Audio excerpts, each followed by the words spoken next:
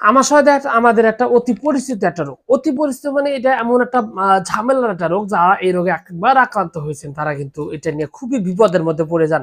তো যাই হোক, এখন আজকের এই ভিডিওতে আমি এইটা নিয়ে কথা বলতে চাচ্ছি, এমন একটা বিষয় নিয়ে। সেটা হলো যে আসলে আমাশয় এটা যাদের পুরাতন আমাশয় তারা সহজে দেখা যায় সুস্থ হতে পারেন না, এবং এটার জন্য বিভিন্ন ধরনের চিকিৎসা। অনেকে তো দেখা যায় যে জীবনভর অ্যালোপ্যাথি ট্যাবলেট খেতেই থাকে যতদিন সম্ভব, তাদের কাছে ওষুধটা পর্যন্ত মুখস্থ হয়ে গেছে, কিন্তু আজও রোগ তাদের ভালো হয়নি।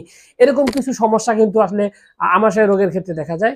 তো আজকের এই ভিডিওতে আমি আয়ুর্বেদিক কিছু ওষুধের ব্যাপারে কথা বলবো, যে আয়ুর্বেদিক ওষুধগুলো আপনার আমাশয়কে খুবই দ্রুত এবং এটাকে বলা যে আপনার স্থায়ীভাবে ভালো করে দিবে, এবং একেবারে কমপ্লিটলি সুস্থ করতে যে ওষুধগুলো অত্যন্ত কার্যকরী, পরীক্ষিত, সেরকম আয়ুর্বেদিক কিছু ওষুধের ব্যাপারে আমি আজকের এই ভিডিওতে কথা বলবো। তো আমাশয়ের কথা বলতে গেলে সর্বপ্রথম যে ওষুধটির নাম আসবে তার নাম হচ্ছে কুটজারিস্ট। কুটজারিস্ট হলো আয়ুর্বেদিকের একটা ওষুধ, যে একটা সালসা ঔষধ, এই সালসা বা তরল ওষুধ, সিরাপ ওষুধ। তো সালসা বলাই ভালো, কারণ আয়ুর্বেদিকের সাথে সালসা কথাটাই সবচেয়ে বেশি পরিচিত এবং সবচেয়ে বেশি মানানসই।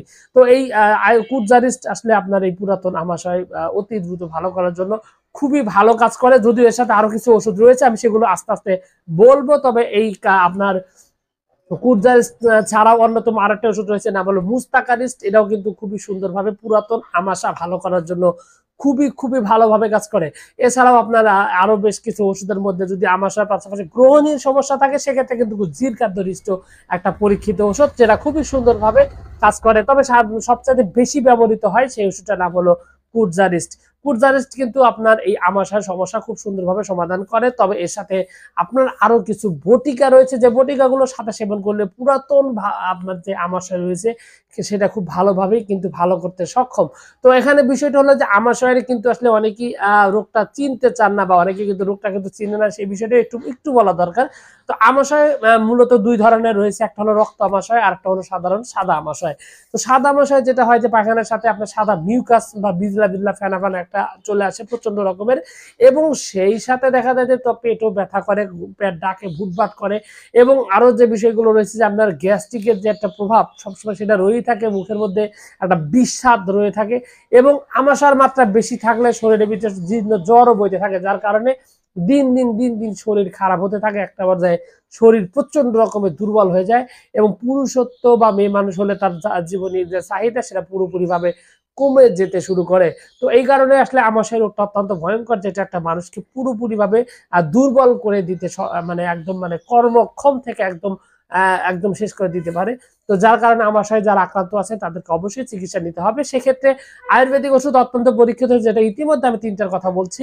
তবে এখানে কিন্তু আরো কিছু ওষুধ রয়েছে, যেমন আপনার ভাস্কর লবণ একটা অন্যতম গুরুত্বপূর্ণ একটা ঔষধি আমাশার ক্ষেত্রে ব্যবহৃত হয়, কারণ ভাস্কর লবণ সেবন করলে পেটের হজম শক্তি খুব ভালো দ্রুত বৃদ্ধি করে এবং আমাশয় দূর করার জন্য খুব সুন্দরভাবে কাজ করে।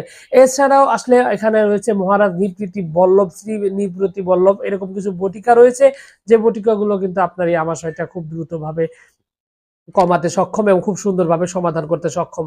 এছাড়াও আপনার এই আমাশয় রোগটি পুরোপুরিভাবে নিয়ন্ত্রণ করার জন্য আরো বেশ কিছু ঔষধ রয়েছে, যেগুলোর মধ্যে আপনার রোগের উপর এবং রোগের অবস্থা, বয়সের উপর নির্ভর করে যদি ওষুধগুলো প্রয়োগ করা যায়, তাহলে কিন্তু এখানে খুব সুন্দরভাবে সমাধান করতে সক্ষম। তবে একটা বিষয় আপনাকে মনে রাখতে হবে, সেটা হলো আমাশয় কিন্তু জীবাণু ঘটিত রোগ, এটা কিন্তু জীবাণুর কারণে ছড়ায়।